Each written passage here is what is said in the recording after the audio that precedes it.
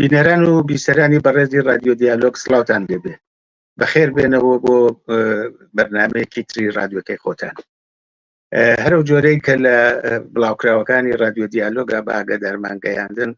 ئەو ڕۆوتوێژێکمان هەیە لەگەڵ بەڕێز کاگە دائیمی عەلیزادە دەبیرەوەڵی کۆمەڵە سازمانی کوردستانی حزبی کۆمونیستی ئێران پێمان خۆشە لەسەر وەزعیەتەی کە لە ئێرانە هەیە و لە کوردستان و لە ناوچەکە بتوانین بڕێک قسە و باسێکی ئاشکرا و ڕۆشنمان ببێت. هیوادارین تا کۆتایی بەرنامەکە لەگەڵمان بێت. بەڕێز کاک ئیبراهیمی عەلیزادە سڵاوتان لێبێ و بەخێر تەشریف بێرن. سڵاو لێوەش و زۆر سپاس و شاد و سەرکەوتوو بن. کاک ئیبراهیم گیان ئێوە بۆ خۆتان بە وردی چاودێری وەزعیەتەکە هەن لە ئێرانە. وەزعیەتەکە زۆر ئاڵۆزە، ئەگەری ڕوخانی ڕژیم هەیە، ئەگەری سەرهەڵدانی بزوتنە کۆمەڵایەتیەکان هەیە، معلوم نییە ئایا شەڕ ئەبێ یا نابێ، خەڵکەکە پرسیارگەلێکی یەکجار زۆریان هەیە لەو بوارە. پێتان وایە وەزعیەتەکە بە کام بارە هەڕوا؟ ئایا کۆماری ئیسلامی بە تەوافقێک لەگەڵ غەربە ئەو پاشەکشەیە کات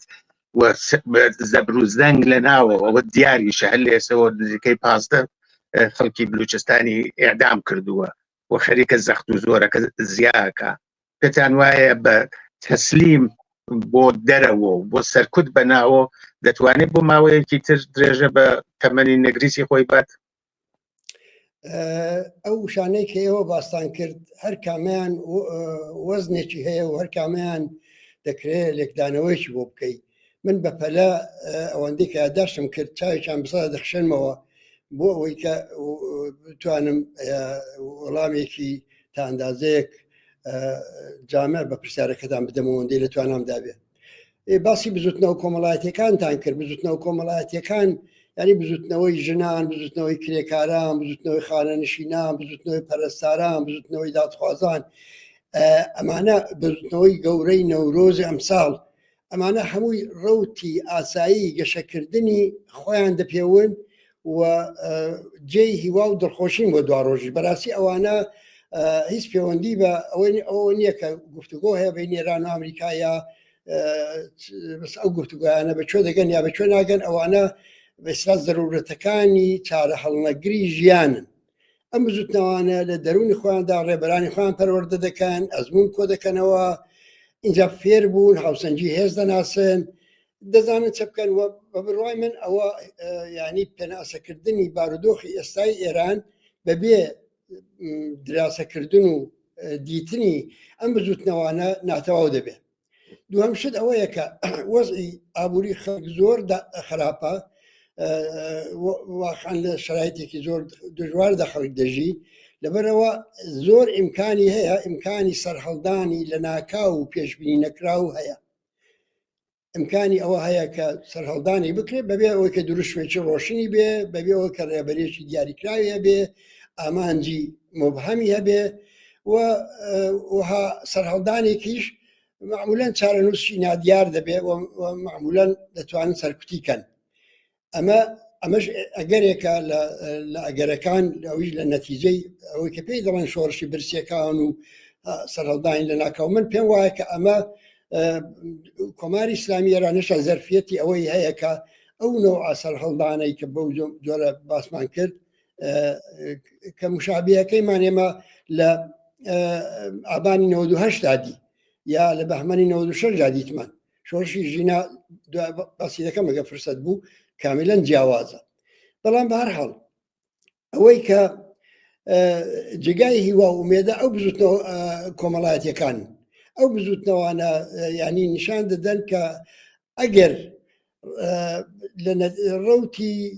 ڕوخانی حکوومەتی ئیسلامی لە نەتیجەی گەشەکردنی ئەو جۆرە خەباتی مەدەنیە و هەنگاو بە هەنگاو بێ و وردە وردە ڕەهبەری دیاریکراوی خۆی شکل پێ بدا و مەرجوماتی گەشەکردنیشی فراهەم بێ، ئەوە بەڕاستی یەکێک لەو ئەگەرانەیە کە ئێمە دەبێ هەوڵی بۆ بدەین و پێشم وایە هەوڵێکی بێ حاصل نییە و ئومێدمان بەوەیە. چونکە ئەگەر لە نەتیجەی ئەو ڕوتی گەشەکردنی کەمە پێ دەڵێن شۆڕش یا ڕوتی شۆڕش یا قوڵبوونەوەی قەیرانی سیاسی لە نەتیجەی ئاگاهی و شاری خەڵک ئەگەر لە نەتیجەی ئەوەدا ئەو ڕژیمە بروخێ ئەوە من پێم وایە بێگومان خەڵکی جەمهوری خەڵکی ئێران بە بەشێک لە ئاواتەکانی خۆیان دەگەن. بەڵام ڕوخانی دیکەش هەیە ئەگەر ڕوخانێکی لە ناکاو بێ ئەگەر ڕوخانێکی بە پلانی دەوڵەتانی ئەمریکا و دەوڵەتانی دەرەوە بێ ئەگە نەتیجەی کودەتای ناوخۆ بێ یعنی ئەگەر نەتیجەی ئامادە نەبوونی خەڵک یا بە دوور لە چاوی خەڵک یا بەبێ بەشداری خەڵک ڕوخانێک یا ئاڵوگۆڕی ڕوودا ئەوە شەرت نییە حتمەن بە چاک هەڵگەڕێتەوە ممکنە بە چاک هەڵگەڕێتەوە ممکنە بە خراپ هەڵگەڕێتەوە بەڵام ئەوە ئەو حاڵەتەیە کە نابێت لە تاعیلەکانماندا دووری خینەوە. بەڵام ناوەڕۆکی پرسیارەکەی ئێوە مەسئلەی وتوێژی ئەمریکا و ئێران بوو من دەمەوێت لەسەر ئەوە قسە بکەم. تەماشاکەن دەوڵەتی ئەمریکا ساڵانە بە دەیان یا سەدان میلیۆن دلار بگڵ میلیارد خەرجی ناوەندەکانی استراتێژیسیەن و ناوەندەکانی ئەکادمیک و ئەو شوێنانە دەکا هەم حزبی کۆماری خوازەکان هەم دموکراتەکان هەردووکیان ناوەند و مرکزی فکری دیاریکراوی وەتاغی فکری دیاریکراوی لەو نوعیان بە دەیان جۆر هەیە. یعنی ئەوە نییە مەسەلەن فەرز بکەی ئەوە ترامپ شەو دەخەوێ بەیانی هەڵدەستێ سیاسەتێکی دادەڕێژێ ئیتر ئەوە سیاسەتی ئەمریکایە. سیاسەتی ئەمریکا لەسەر ئەساسی ئستراتێژیەکی فکر لێکراو و جایتر هەرچەندی ئەقلان پێگەیشت پێ بەڵام لە مەراکزێک کە هەموو فاکتۆرەکان لێک دەدەنەوە لەوێدا دەڕێژرێ. وردەکاریەکانی هەیە مەسەلەن لێدوانەکانی سادەی ممکنە بسپێرن بە سەرۆکۆمار یا سەرۆکۆمار خۆی لەو حوزەیەدا مانۆڕێک بدە. جا ئەوە عینەن بۆ کۆماری ئیسلامی ئێرانی وایە. هەردوو دەمەیە بڵام هەردوو لە استراتێژی دیاریکراوێن هەیە لە وتوێژەدا. لە مقیاسی کەڵاندا استراتێژی ئەمریکا ئەوەیە کە کۆماری ئیسلامی ئێران وڵاتی ئێران بێتەوە حوزەی نفوزی ئەمریکا. جایتر ئەگەر وەکو جارانی سەر سفوردە و ئەو نوعی جاران نەبێ بەڵام وەکو عەرەبستانی سعودی وەکو تورکیە وەکو میسر وەکو عێراق وەکو باقی وڵاتانی دیکەی خاوەرمیانە وڵاتە هێزەکانی خاوەرمیانە وەکو ئیسرائیل وەکو هەموو ئەوانە لە حوزەی اقتداری ئەمریکا نەچێتە دەرێ لە هەموو لە حازێکەوە و لە مەجموعدا لە هەڵسەنگاندنی هاوسەنگی هێزی دنیادا ئێران لە بەرەی ئەمریکادا ببیندرێەوە بەو مانایە لە بەرەی رووسیە و چینوانە بێتە دەرێ. ئەوان هەوڵی ئەوە ئەسڵیان ئەوەیە. باقی شتەکانی دیکە هەمووی وردەکاریە و تا ڕادەیەکی زۆر دەتوانم بڵێم بیانووە ناڵم غێرە واقعە بەڵام بیانووە. مەسەلەن ئەوان دەتوانن ئەو دڵنیاییە پەیدا بکەن یان دڵنیاییان پێ بدرێ هەتا پێش ئەو فشارانش کە ببوو لە کاک ئیبراهیم پێتان وایە ئیمکانی تەوافق هەیە یا بە شەڕی نەبێ هەرێکمە جواوی ئاوە وەربگرمەوە. ئەوە عەرز دەکەم پێم وابێ ئەوە ڕۆشنی دەکاتەوە بەحسە. من پێم وایە کە ئەگەر دەوڵەتی ئەمریکا ئەو استراتێژیە تاقیب دەکات باقی دیکە وردەکاریە وردەکاریە یعنی مربوط مەسەلەی ئەتۆمی مەسەلەی موشەکەکان ئەوانە هەمووی قابلی حەلەوە بە ئاسانیش قابلی حەلە. بەڵام ئەوانە لە گفتوگۆی ڕسمیدا نانووسرێ ئەوانە لە بینی خەتەکاندا دەکوترێ و ئەوانن کە گفتوگۆکان درێژ دەکەنەوە یا بە بنبەستی دەگەێنن یا بە نەتیجەی دەگەێنن. ئەوە استراتێژی ئەمریکایە. استراتێژی ئێران چییە؟ استراتێژی ئێران مانەوەیە مانەوەی جمهوری ئیسلامیە بەقای جمهوری ئیسلامی استراتێژیانە ئەوە ئیسلاح هەموو هەدەفیانەوەیە. جا ئێستا ئەمانە هاتوون گفتوگۆ دەکەن لەسەر ئەو مۆزوعە. بە بڕوای من دەوڵەتی ئەمریکا پێویستی بە سەرکەوتنێک هەیە لەو قەزیەدا و ئەو سەرکەوتنە ناتوانێت زۆر توور بکێشێ لەبەرەوە کۆمەڵێک دروشمی لە ئاسی جیهانیدا مەترح کردووە ئیتر مەجموعەی دەرخوانێک سیاست وەکو پانامامان دەوێ و گرۆنلەندمان دەوێ و نازانم کانادا وسانی فڵانمان بێ و لە مهاجرەت و لە حتا ئەو تحریمەکان و ئەو تعرفەکان کە شەڕی ئۆکراین و شەڕی ئۆکراین ئەوانیان هەموو مەطرح کردووە بەڵام هیچیان بەقەدەر جمهوری ئیسلامی بەقەدەر ئێران سەرکەوتن بۆیان لە دەستڕەسدا نییە لە چاو ئەوانی دیکە بە بڕای من نە لە شەڕی ئابووریدا سەرکەوتن بە ئاسانی بەدەستەیە نە شەڕی ئۆکرانی بە ئاسانی بۆ سەروبەری پێک دێ و ناو پانەمامانەماشی بۆ داگیر دەکرێت بەڵام سەرکەوتن لە جبهەی ئێراندا بەلایەوە مهمە ترامپ دەیەوێ ئەو سەرکەوتنە بکا بە ئامرازێک بۆ ئەوەی قدرەتی خۆی لە ڕۆژهەڵاتی ناوەڕاست ئەگەر نەبڵم لە هەموو دنیاش نیشان بدا بڵێ من کارێک کە بە بیکەم دەیکەم دەتوانم بیکەم جا لەبەر ئەوەیە کە مذاکرە لەسەر ئەو نوعانە درێژ دەکەنەوە بۆ کۆماری ئیسلامی بە بڕوای من بینی سازش وە شەڕ یەک حاڵەتی دیکەش هەیە ئەویش ئەوەیە کە لە کارێکی وا بکەن کە سازشیان بۆ ئاسان بێتەوە سازشیان بۆ ممکن بێ لەسەر ئەساسی ئەو داخوازیانە و داوانەی کە ترامپەتی سازش بۆ خامنەی ئاسان نییە و ئێستا دەوڵەتی ئەمریکا فشارێکی هێناوە و دەیەوێت کارێک بکە کە بەشکەم بە گۆڕینی دەموچاوەکان و احتیمالاً بەلابردنی بەلاچوونی خامنەیی قەزیەکە سەروبەری پێکەوە لەیوا کاک ئیبراهیم ئەو فشاری ئیسرائیل لەکوێ قەرارەگرێت چون ئیسرائیل بە چی ڕازیە بێت بە بڕوای من ئیسرائیل بە هیچ جۆرێک ناتوانێت بڕیارێکی سربەخۆ لە ئەمریکا بدا ئیسرائیل ژاندارمی ئەمریکا لەو منتەقەیە و هیچ بڕیارێکی ناتوانێت خارج لە چوارچەوەی استراتێژی ئەمریکادا بێت لەبەرەوە هەرچی بیکەن بەشێکە لەوە جا ئایا ئەمریکا خۆی دەیکایە پێی باشترە بەدەستی ئەو بیکە ئەو باسی دواییە بەڵام ئەو مەسەلە کولەن هەڵدەگەڕێتەوە بۆی کە دەوڵەتی ئەمریکا لە ئێران بۆ ئەوەی کە ئەو بەدیلەی خۆی بەدیبێنێ ئەو بەدیلە ئەو استراتێژیی خۆی تامینکایەنی ئێران لە چوارچەوەی بەرژەوەندەکانی رووسیا و چین بێتە دەرێ بچێت چوارچەوەی بەرژەوەندەکانی ئەمریکا و لە حاڵەتی حزبێکی جریان دەوڵەتێکی نەیار ببێتە بە دەوڵەتێکی هاوکار ئەوە بۆ دەوڵەتی ئەمریکا ئالتەرناتیوی ئەو وەزعێتە لە ناو خودی ڕژیما دەبێ گەڵاڵە بێ دەوڵەتی ئەمریکا بە هیچ کام لەلایەنەکانی ئۆپۆزیسیۆنی ئێرانی ئەو اعتیمادە ناکا کە شوێنێکی ئستراتێژیکی وەکو ئێرانیان پێ بسپێرێ دەزانێت پێیان ناحاوێتەوە پێیان ئیدارە ناکرێت و بەرگەیتەوە بۆمبارزاتی خەڵک ناگرن لەبەرەوە ئەوە ناکرێ ینی ئەو سازشانە ناکرێ مەگەر ئەوەی کە بەڕادەیەک دەموچاوەکان لە ئێران بگۆڕدرێن بۆیە ئەوەی کە ئێمە پێشبینی دەکەین ئەمریکا فشار دێنێ بۆ ئەوەی کە ئەو سازشە بەرهەم ممکن بێ و لەوانەیە یاری کاک ئیبراهیم جوابەکەم باش وەرگبرم بۆ ڕۆشن ئێوە پێتان وایە شەڕ نابێت من پێم وایە ناکرێ بڵێن هەر شەڕ نابێ بەڵام هەردوولا هەوڵ دەدەن شەڕ نەبێ بە بڕوای من هیچ لایەک قازانجیان لە شەردا نییە بە شەرتێک بتوانن ئامانجەکانیان بە شێوەی گفتوگۆ بەدی بێنەوە پێشم وایە زەمینەی هەیە لە ئێران زەمینەی هەیە چونکە لە پشت سەری خامنەی لە پشتەوەی خامنەی جیلێکی تازەی تەکنۆکرات جیلێکی تازەی لە مدیرانی حکوومەتی کە دەستیان بەسەر نزیک بە 60-70% ئابووری ئەو وڵاتە کە بەدەست سوپای پاسداران و بنیادەکانی جۆراجۆری دەوروبەریانەوەی داگرتووە ئەوانە ئەو سەروەت و قودرەتە ناخەنە فیدای تەوهماتی ئیدئۆلۆژیکی خامنەی ناکەن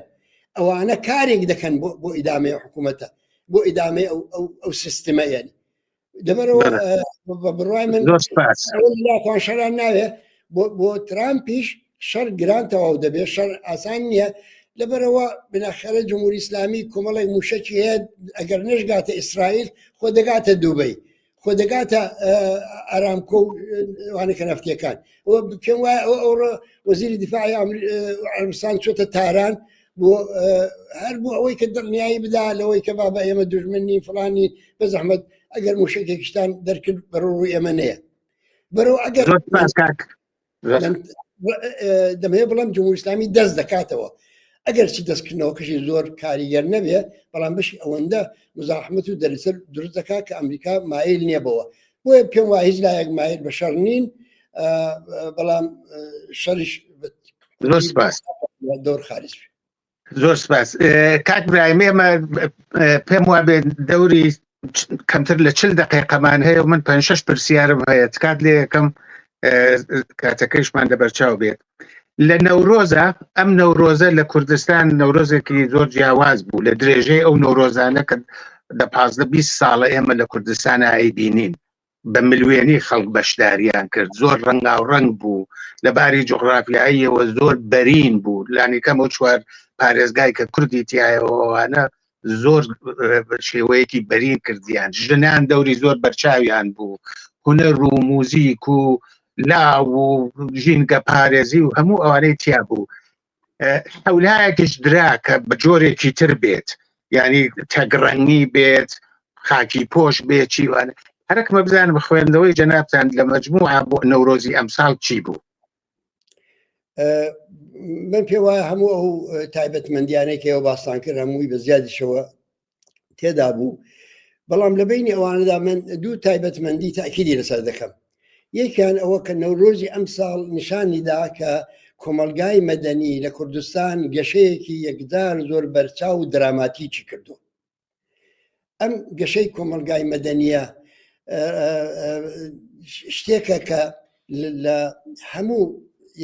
لە هەموو ئەو شوێنانەی کوردستان کە ئەو ڕێوڕسمانە بەڕێوەچوون بە وازحی دەیبینین. چالاکوانانی حیزبی و تەشکیلاتی تێیدا بوون، بەڵام بە دەلیلی گەشەکردنی ئەو خسلەتە ینی گەشەکردنی کۆمەلگای مەدەنیە چالاکوانانی حیزبی کارەکەیان بەدەستەوە دەهات، بەدەستیانەوە دەهات و کارە بکەن. یعنی لیان حاڵی بوو کە کۆمەلگای کوردستان لە چ زەرفیەتێکی لە بنەهاتوو بەهرەمەندە. ئەوە پێم وایە کە ئەوە کە ئەمە زەمانەتێکە بۆ هەموو شتێکی دواڕۆژمان، ینی ئومێد بەستن بەو گەشەکردنە. تۆ تەمەشاکە مەسەلەن لە تەواوی ئەو هەموو مەراسم و بەڕێوەچوونانی یەک ڕاستەخۆ مەسەلەن بەرچاوتەنگی حیزبی هەبوو، لادان هەبوو، ئەولا هەبوو، بەڵام کەس لە گوڵ کاتری بێوی دیکە نەکوت.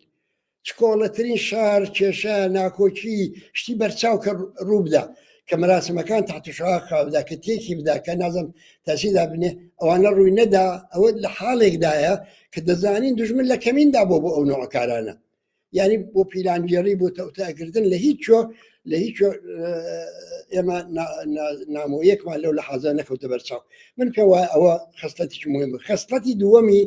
ئەو توانایی خۆڕێخستن بوو.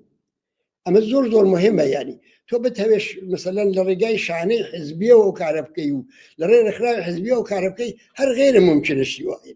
غیرە ممکنە مەسەلەن 100 شانەی حزبی هەبێت لە کوردستان 200 شت هەبێ، توانای بەسیجیکی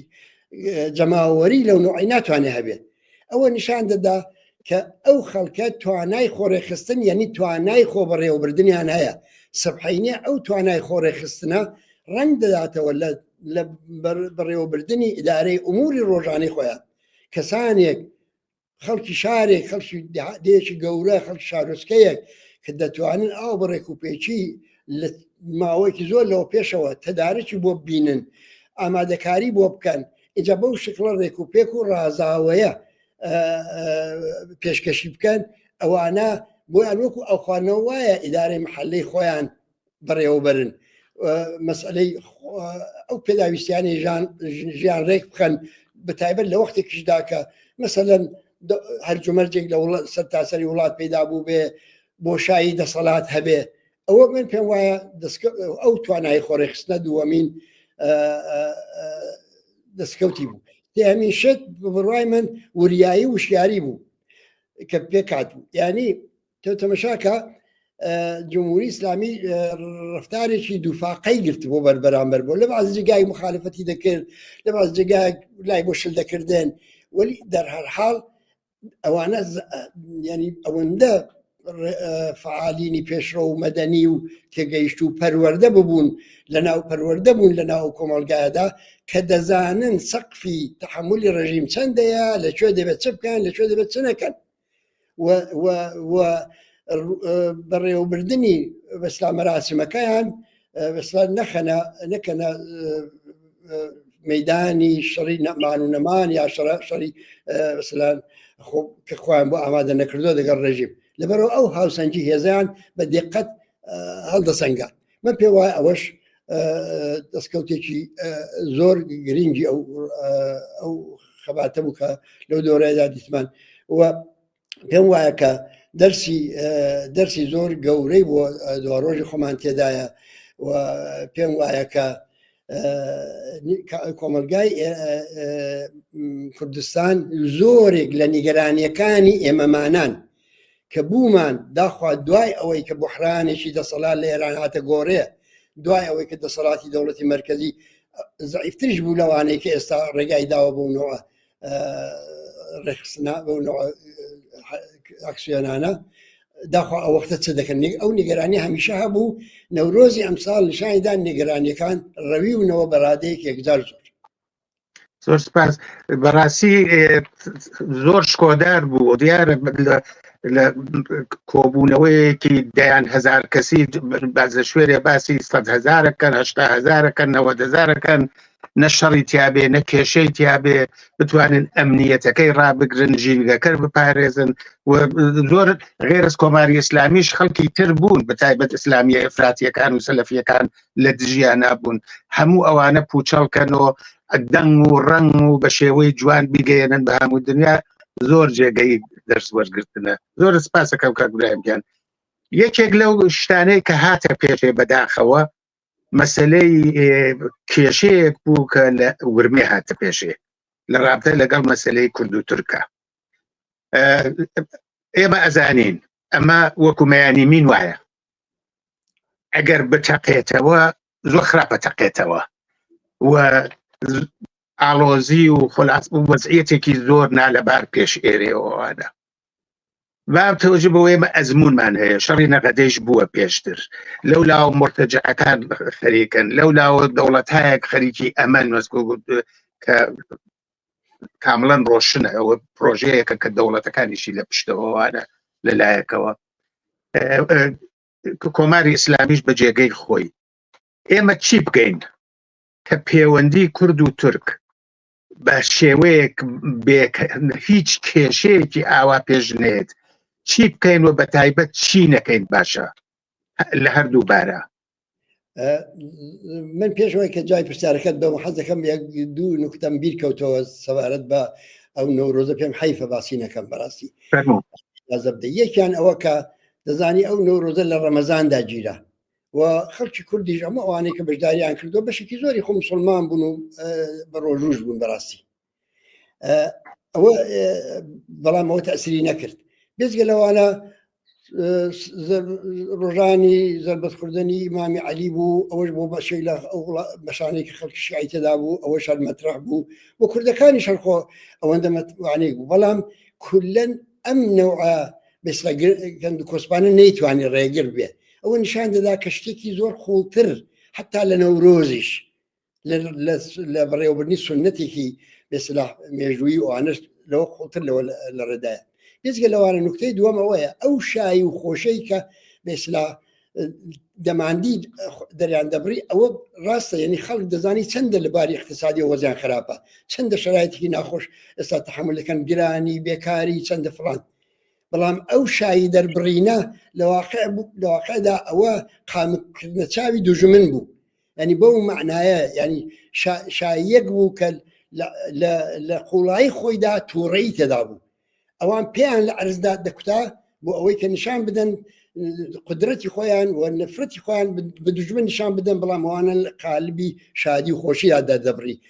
لە شرایطێکدا کە کوردستان وەکو بەقی شوێنەکانی ئێران لە ئەوجی فەلاکەتی ئابووریدا بوو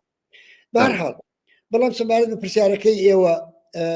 ئەوەی ڕاستی و دیارە ئەمە زۆر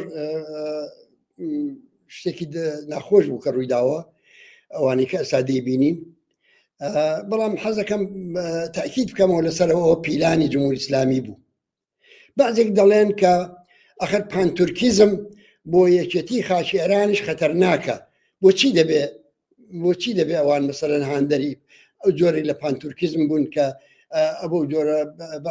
لەو کۆبوونەوەکەی ورمێدا لە تەزاوراتەکەی کە ڕێژیان خستبوو لەدا خۆین ڕنگداوە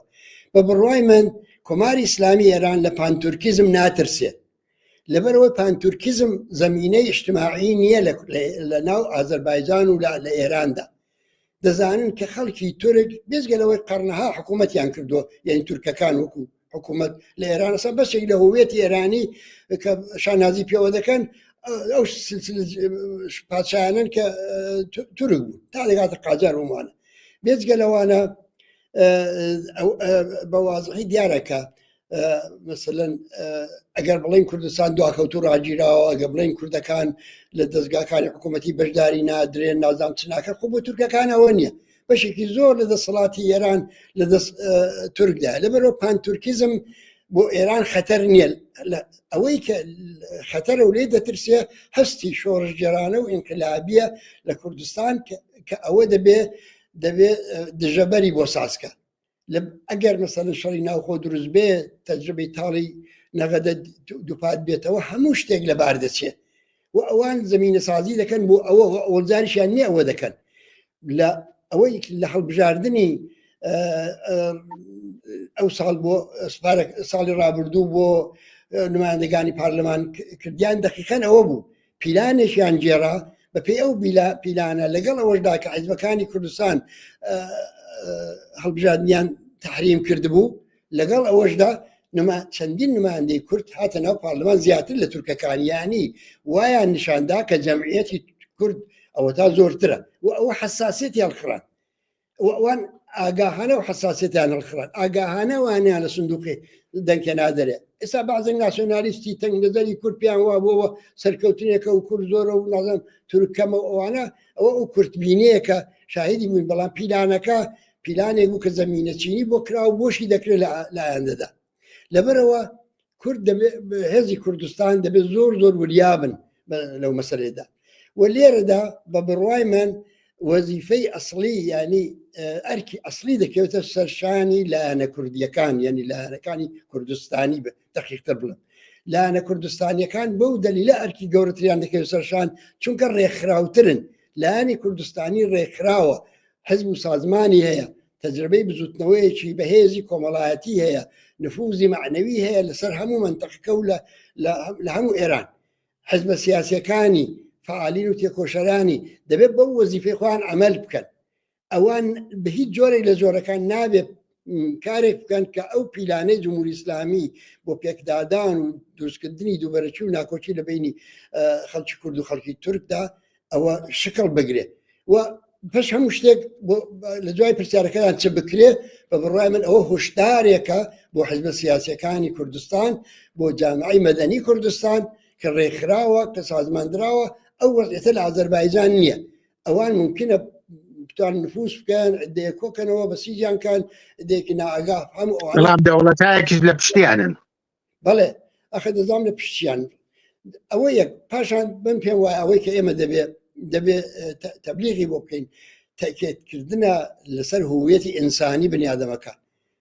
کە هەمومان ئینسانی وەکو ئینسان هەیە کە زوڵمیشمان لێکراوە ستەمیشمان لێکراوە ئامانجی هاوبەشمانەیە ئامانجی هاوبەشمانەیە وەکو کرێکار ئامانجی هاوبەشمانەیە وەکو ژن ئامانجی هاوبەشمانەیە وەکو خانەنشین ئامانجی هاوبەشمانەیە وەکو دایکی شەهید و گیانبەخت کردو ئامانجی هاوبەشمانەیە وەکو کورد و میلەتی ستەملێکراویش ئامانجی هاوبەشمانەیە دێ ئەگە وایە لە دەوری ئامانجی هاوبەشەکەمان کۆبینەوە دەبێ ئەوە تەبلیغکەین نەکەوینە شماردنی ئەفراد چەندمانەیە و چەندە زۆرە و چەندە کەمە و ئەمانە کایەکردن بە ئاورە ئەوە دەبە وشیارێکە کە هەم خەڵکی کورد لە کوردستان پەیدا بکە هەم حزبە سیاسەکانی پەیدا بکەن بۆ ئەو هاوپشتیە شکل بگرێت و پاشان بڕای من زمینەی تاریخیشی هەیە تا ئەو جایە کە مە بزانین ساڵەهای ساڵە لە هەر لەو شاری ورمێیە کورد و تورک و ئەرمەنی و ئاسووری و شیعە و سونی و هەموو بەیەکەوە ژیاون و شارێکی بەباستی شارێکی زۆر لەو لە حەزەوە متەمەدن و پێشکەوتوو بۆ ینی ئەوە شارێک نییە کە مثلەن کێشەی ئەوە لەسەر بکەین کە کورد چەندەیە تورک چەندەیە ئیچێ نییە هەموو ئەوانە ئەوە مەسئلەی ئەسڵی ئەوەیە کە ئێمە ئەوەی احتیاجمان پێ لە ورمێ و لە هەموو شوێنەکانی دیکەی کوردستان پەرەپێدانی ئەو هەمبەستەگیە ئەنجا چۆنی بکەین مەسەلەن بۆ نمونە بڕوای من هەموو دامەزراوەکانی کە وردە شکل دەگرن بۆ بەڕێوەبردننی وڵات تورک و کورد و ئەرمەنی و هەموو میلەتەکانی تێدا بێت کە بتوانن هەموو کێشە و گرفتیشی محلی خۆیان بەیەکەوە حەلکەن. شانەی حیزبەکان هەموو کەسی تێدا بێت، شانە حیزبەکانی ئێمە و حیزبەکانی دیکەی کوردستانیش. ئەخر ئێمە خۆ ناڵێن حیزبی کوردی، نێمەدرا حیزبی کوردستانین. تاوجێ بە کۆمەڵە مەرب کوردستانی بوون مەربوتە مەخصوصمەوە ئێمە حیزبی کوردستانین و کوتمان حیزبی کوردستانین، کوردستانیش نەتەوەی جیاواز، ئاینی جیاواز، بووری بۆچوونی جیاواز، فەرهان کولتور و فەرهەنگی جیاوازی تێدایە. حزبێکی کوردستانی دەتوانێت ئیدعای ڕەهبەری کوردستان بکە یا دەتوانێت بڵێ هەوڵ دەدەم بۆ ئەوەی کە کوردستان لە ستەمی میلی ڕزگارکەم کە بتوانێت ئەو کێشانەی ناوخۆی کوردستان چارەسەر بکە. چون مەسئلە بەبێ چارەسەرکردنی ئەو کێشانە بەبێ خۆنساکردنەوەی پیلانەکانی دژمن لەو ئاستانەدا غیرە ممکنە بتوانین مافی دیاریکردنی چارەنووس یا ئەوە بەدەست بێنی. اتحادی کارگەران و معلیمان پێکەوە شکل بگرێت، اتحادیای کارگەر شکل بگرێت، اتحادیای سنفی مبارزەکردنی ژنان بۆ عەلەیهی پیا و سالاری و قوانین سیزانەوە بۆ کورد و زۆر سپاس پەیامەکە ڕۆستنە. زۆر سپاس کاک برایم گیان. کاک برایم ئەم ماوە هەر ماوەیەک جارێک دیسانەوە مەترسی شەڕی ناوخۆ لە ناو خەڵکا لەگیان لە ناو بەشێکی خەڵکایان لە سوسیال میدیا شکڵەگرێت. ماوەیەک پێش لەوە بەڕێز مەلەکەی مستەفا سوڵتانی وتوێژێکی کرد. هەر جارێک بە بۆنەیەکەوە مەوجێک ڕێیەکەوێت، شەپۆلێک ڕێیەکەوێت کە فەزاکە باتەوە بۆ ئەو دەورەی کە شەڕی ناوخۆ بووە. وا نیشان ئەدرێ کە لایەنەکان دەرس و ئەزمونیان لە شەڕی ناوخۆ وەرنەگرتە و هەر بەو فەرهەنگە و هەر بەو شێوە قسەکەن یان لانیکە کەسانێک کە خۆیان منتەسەب بکەن بەو لایەنانە. دیارە دەستی دەوڵەتیشی تایە، دەستی مرتەجعینیشی تایەوەوانە.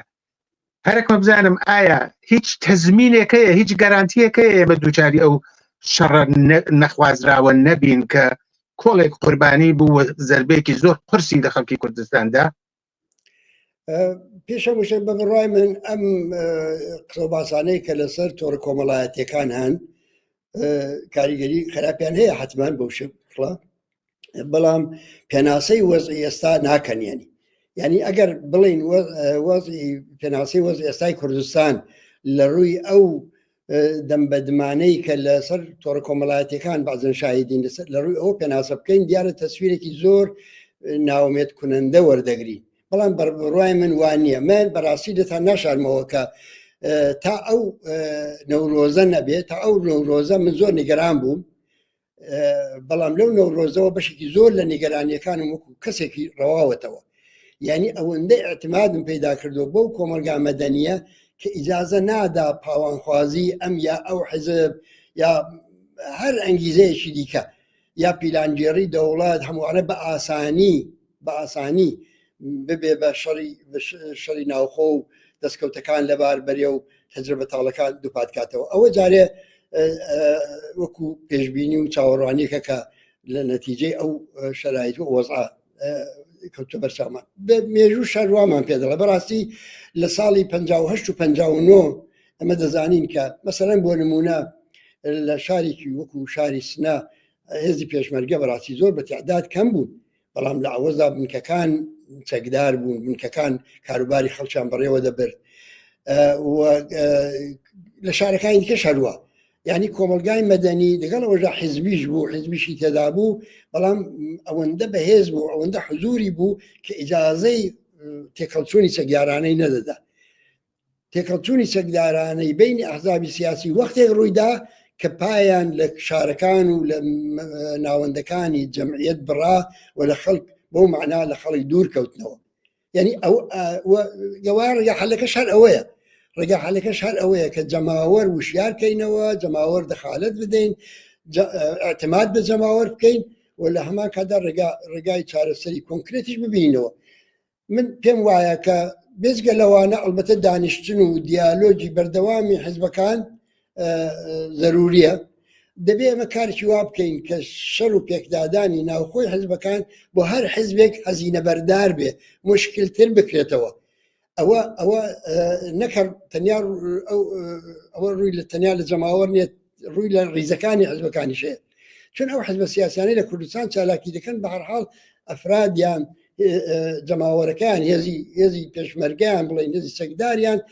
بە کرێگیراو نین مزدور نین بۆ هەر کامە بۆ ئارمانجێک و بۆ ڕێبازێک هاتوون چەکیان هەڵگرتووە لەبەرەوە دەکرێت تەسیر بکەیە سەریان دەکرێت نفوس بکەیە سەریان ئەخر سبحینێ حزبێک کە فەرمان دەدا بە ڕیزەکانی بڕن فلانە مەقەڕی فلان کەس فلان حزب داگیرکەن دەبێت لێ پرسن بابەجان تا دیۆکە ئێوە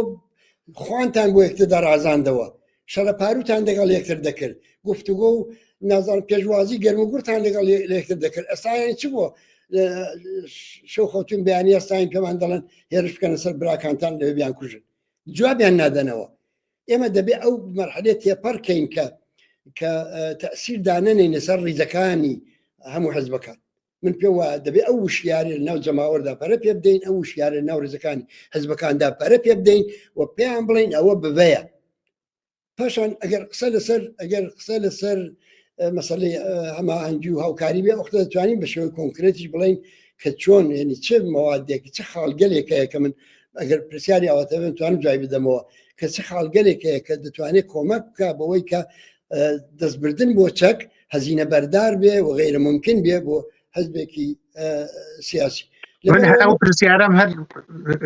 ببوورە من هەرم پرسیارم لە درێژێ و پرسیاری پێشگووەمە هەیە باشە ئێمە ئەیبینی حزبەکان پەیوەندیان هەیە بەڵام هیچ پلانێکی هاوبەشی جددی نییە هیچ هاوکاریەکی نەقشەمەندی جددی نییە ئەگەر هەر ئەمڕۆ جمهوری ئیسلامی بڕوخێ ئێمە نازانین وەزعیەتی کوردستان چۆنی لێ دێ ئەوە کۆمەلگایەکی مەدەنی پێگەیشتوو هەیە تێگەیشتوو هەیە زۆر توانایە ئێمە باسمان کرد و هەموو کەسێکیش باسیەکە بەڵام وەختێ هەموو حزبەکان چەکدارن وەختێک هێزی پێشمەرگەیان هەیە وەختێ هیچ بەرنامەیەک نییە وەختێ ئەم فەرهەنگە هەیە وەختێ تەنانەت ڕێبەری حزبەکان وەختێ دێم قساکەن کاک ئیبراهیم ئەڵێن لاکەی بەرابەرمان هەموو خەتای بوو دوای 40-50 ساڵیش هێشتا ئەم شتە هەر ماوەیەک جارێ سەر هەڵاتەوە ئایا واقعەن خۆشببینی نییە ئەوە ئەگەر پلانێکی جددی نەبێ پێش بگرێ بەمە مەسەلە هێزی پێشمەرگە نەتوانێت بچێتە نظامی نەچێتە ناو شارەکان حزبەکان نەتوانن دەخاڵەتکەن لە کۆمەلگای مەدەنیا بەو شێوەوانە یعنی سنوورهایەک ببێ کە خەڵکی بێچەک چی توانێت بکە کاک سەیبراهیم من دەتوانم بەڵام نەخێر پلانێکی ئەوە نییە و ڕێککەوتنێکی ئاواش بەداخەوە نییە بەڵام دەتوانێت هەبێ مەسەلە ئەوەیە مەدەوارین هەبێ ینی وا بارودۆخەکەش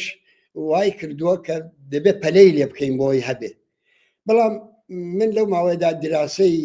پلانی هەموو حزبەکانم بۆ مەبەستە کردو بۆمان هاتووە خۆیان قسەیان کردو هەمووانە بەڕاستی لەناو ئەوانەدا بەعزی خاڵ غایبە کە نەبوونی ئەو خاڵانە خۆی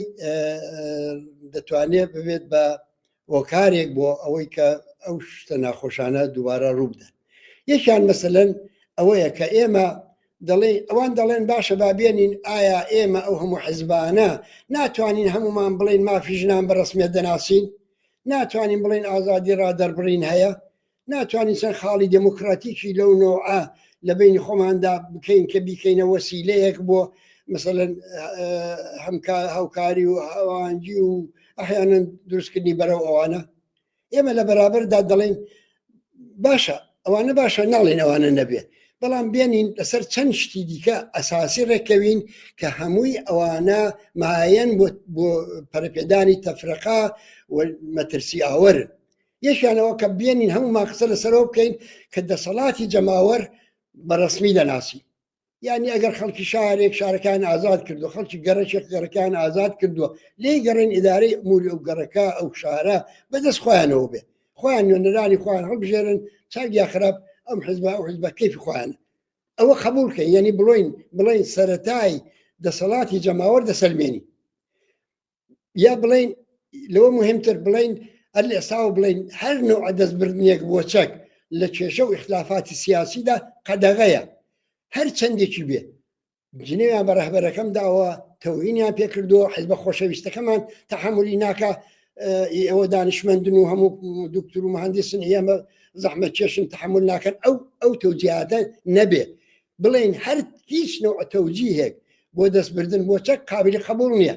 یعنی لە ئێستاوە ئەوە تەواو بەربەست بکەیت کە هیچ کەس بەهانەی نێنێتەوە بۆی کە فڵانە کەس تەبلیغاتی شەڕەنگێزانەی کرد نازانم دابێت تەبلیغاتی شەڕەنگێزانە بکەیت خۆ ناڵێمەوە تەشویق بکەیت بەڵام دەبێت دەستبردن بۆ چەق قەدەغە بێت یا مەسەلەن مەسەلەی گفتوگۆ لەگەڵ دوژمن بێنین ئەوە قەدەغە بکەین بڵێن گفتوگۆکردنی بە تەنیا لەگەڵ دوژمن ئەگەر هاوپەیمانیەکمان کردووە لەو هاوپەیمانیەدا ئێمە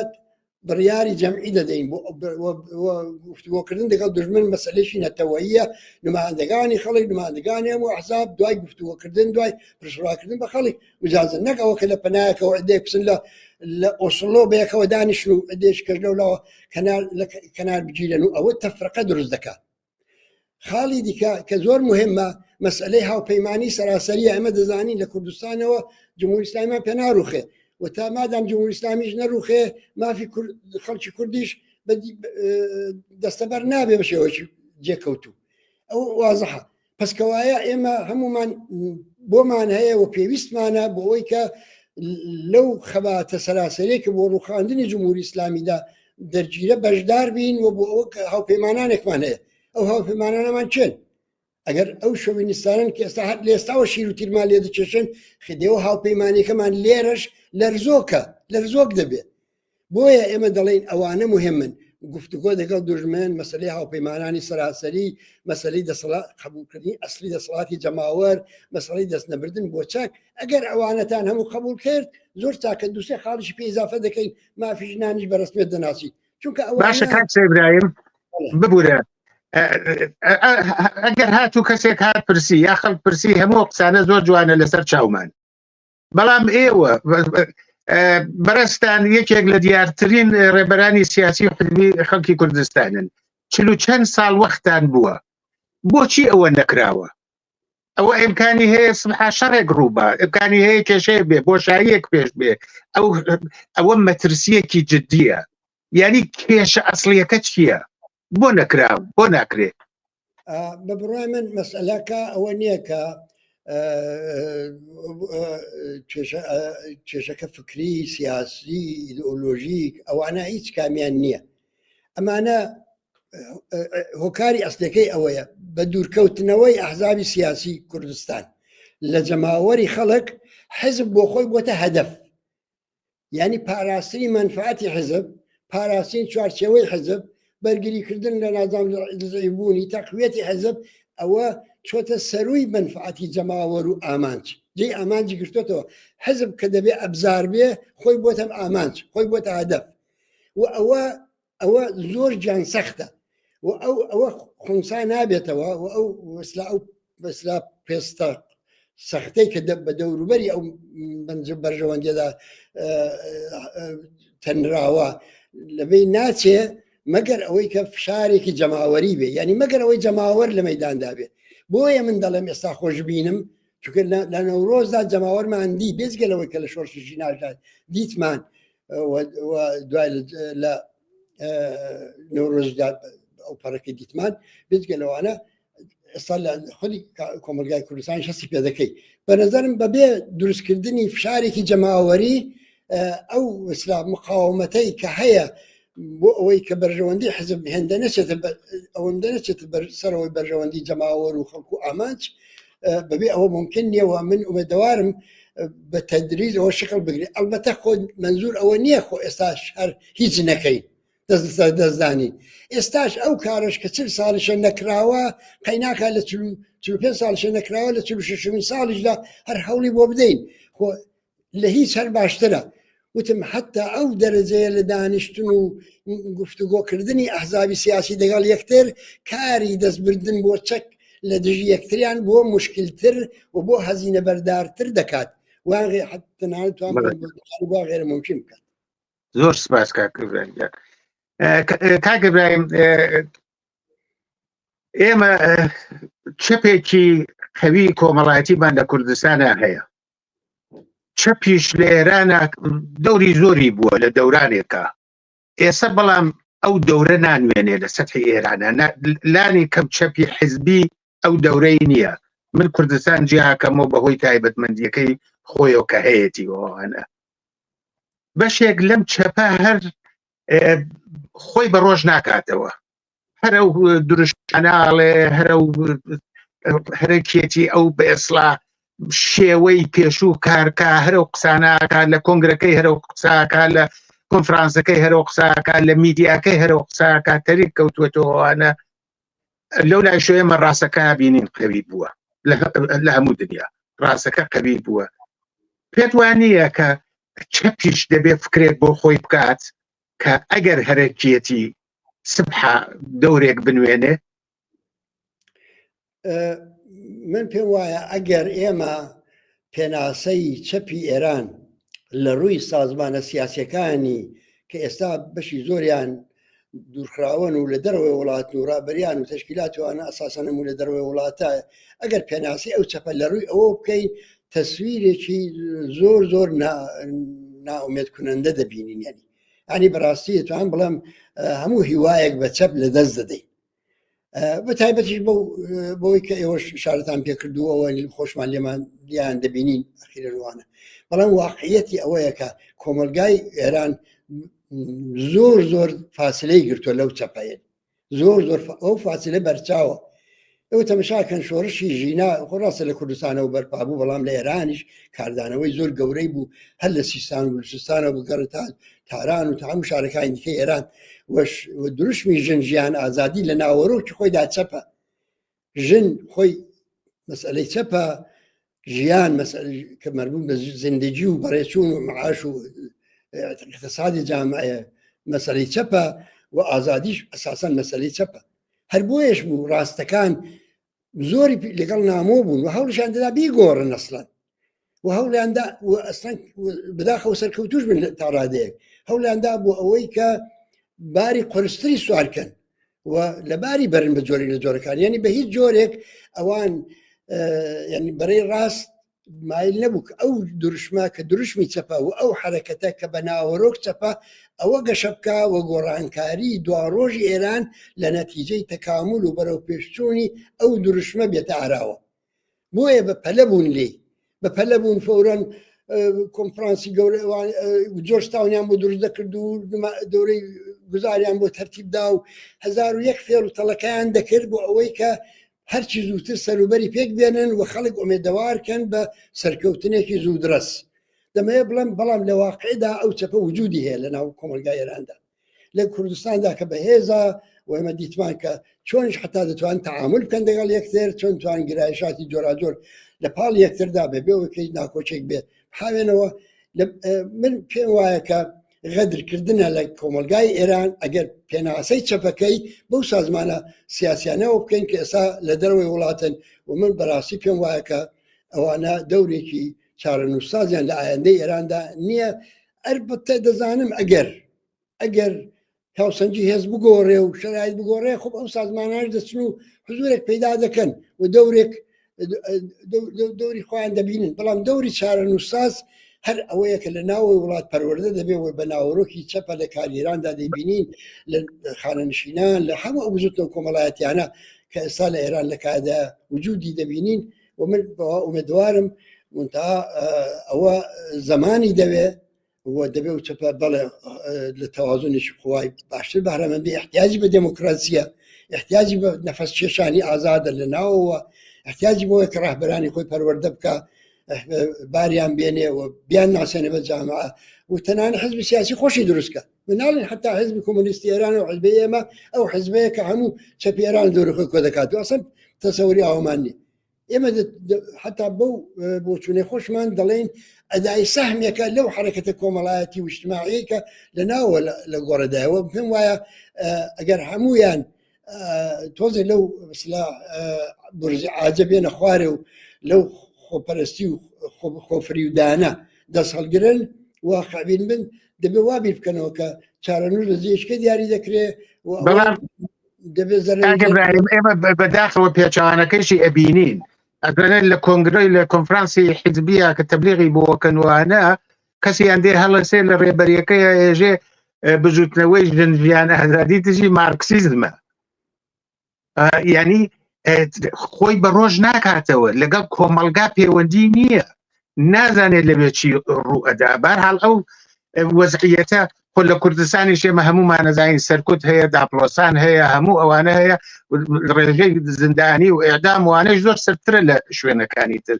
ئەی چۆنە لەوێ ئەو چەپە هێشتا مۆقعیەتێکی مناسبتری هەیە؟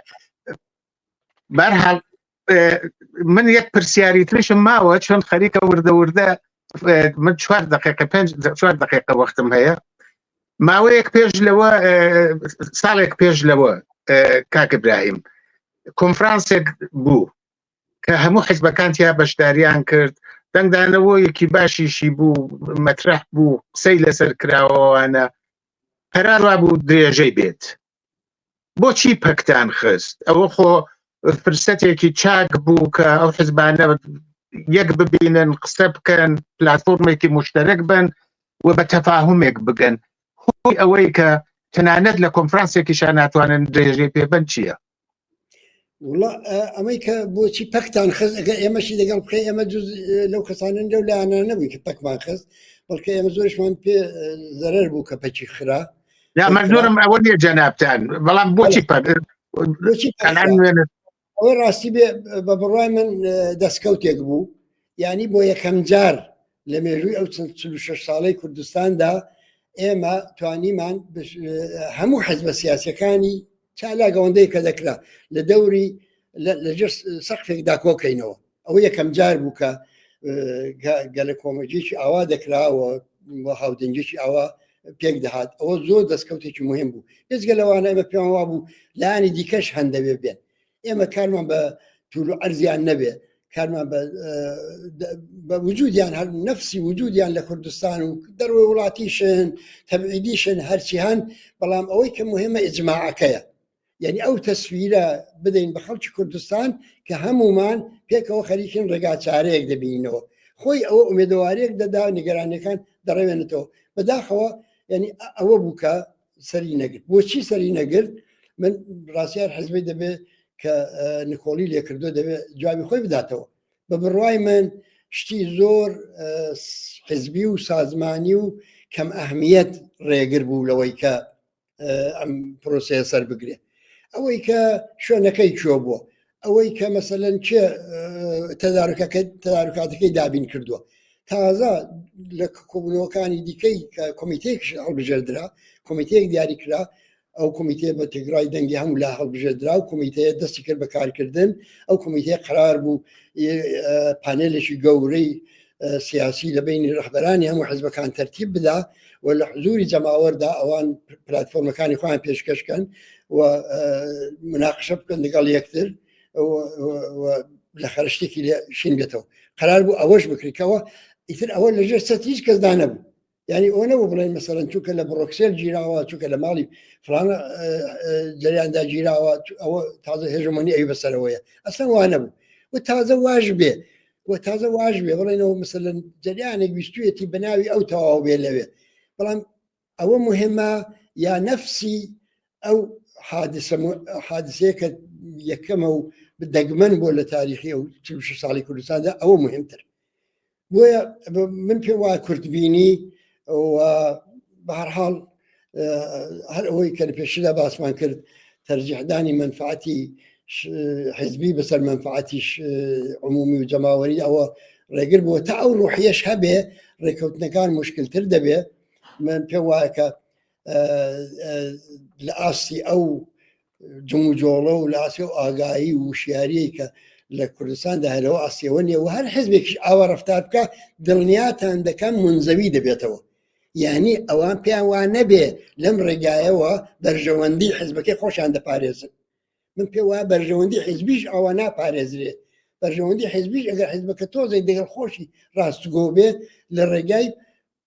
بەرژەوەندی جەماوەرەوە دەتوانێت بیپارێزێت و ئەوان کە لایی بکەن لەو دابینکردنی وەڵامدانەوە بۆ بەرژەوەندیانە لەوەخەدا زەرەریان لە خۆیان داوە. پێم وایە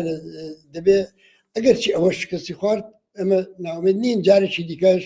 لە کۆبینەوە بەم پێم وایە کە ئەو جار کە کۆبینەوە دەبێت جامعتر بێ. ئێمە هیچ مشکلمانێ دەگەڵ هیچ حزب هەتا بە ناوی مشۆ کار دەکەن، هەموو حزبێک بە هەر ناوێکەوە کار دەکەن مادام وجودیان هەیە بۆ ئەوەی کە بتوانین ئەو تەسویرە بدەین بە کۆمەلگای کوردستان کە هەمومان پێکەوەین و هەمومان پێکەوە خەریکەن ڕێگا دەبینینەوە و نیگەرانیەکان دەڕەوێنینەوە بۆ ئەو تەسویرە بدەین ئەو ئیژماع ضروریە جا هەرچی لێشین بێتەوە پلتفۆرمێکی هاوبەش دەکەوە یا هەر شکلێکی ڕێکخراوەی جێ قسەیە بۆ دو ڕۆژ. زۆر سپاس. هەن بەداخەوە فرسەتەکەمان خەریکە تەواوە کاتەکە خەریکە تەواوە هیوادارم توانین لە بەرنامەیەکی ترە درێژەی پێ بدەین هەن کە ئەڵێن ئەلان ئێمە ئاکادمیستەکان و یا چالاکانی سیاسی سەربەخۆ ئەچن بۆ کۆنفرانسی هەموو گرایشە سیاسیەکانن ئەتوانن کۆبنەوە لەولاوە ئێمە لە نەورۆزایی بینین دەیان و سەدان هەزار کەس کۆ بنەوە بە هەموو گرایشێکی سیاسی جۆرا و جۆرەوە پێک و هاوکاریەکەن لەم بوارە حیزبەکان زۆر لە دوای خەڵکەوەیە زۆر لە دوای ئەو کۆمەڵگاوەیە ئەگەر خۆی بە ڕۆژ نەکاتەوە بەروکوێ ڕواکەک پرسیان بە ئێمە کرد وتیان ئێستا کە بەدیلی حیزبەکان نیە پێشنیادمان کرد ئەوە داوا بکەن بەرپرسی یەکەمی حیزبەکان بێن کە مەسئول بەرامبەر بە قسەیەکە دەیکەن بێن لەو کۆنفرانسە بەشدار بکەوە سەری نەگرت. ئێستا کوتمان ئەگەر وایە ئاکادمیسیەنەکان و ینی ئێوە مشابی ئەوەی کە لە ناوەوەی وڵات دەکرێت مشابی ئەوەی کە لە کوردستان دەکرێت لە دەرەوە ئێوە بۆ مەکانیزمە متەکیبن بەشکەم ئەوەش ببێت تەفشارێک بۆ سەر حیزبەکان لە پار فشارەکان دیکە کە لەو بسلا خۆفریودان و خۆ بەزلزانین و پاوانخوازی و ئەوانەی کە هیچ مەبنایەکی نییە و هیچ شتێکی لەشی نابێتەوە بۆ بەنەفعی خەڵکی کوردستان و بەنەفعی کۆمەلگای ئێران و بۆ ئایندەی وڵاتە وازدەوە بێن. زۆر باس بەڕێز کاک ئیبراهیمی عەلیزادە زۆر زۆر مەمنون بۆ بەشداریتان هیوادارین بتوانین لە بەرنامەکانی داهاتووشان لە خزمەتی جەنابتان بین. بینەران و بیسەرانی بەڕێزی رادیۆ دیالۆگ بەم جۆرەش هاتینە کۆتایی ئەم بەرنامە پێویستە وەکو هەموو جارێک بڵێن بەبێ هاوکاری و میهرەبانی هاوکارانمان نەمانەتوانی ئەو بەرنامە پێشکەشکەین هەتا بەرنامەیەکی تر ماڵاوە.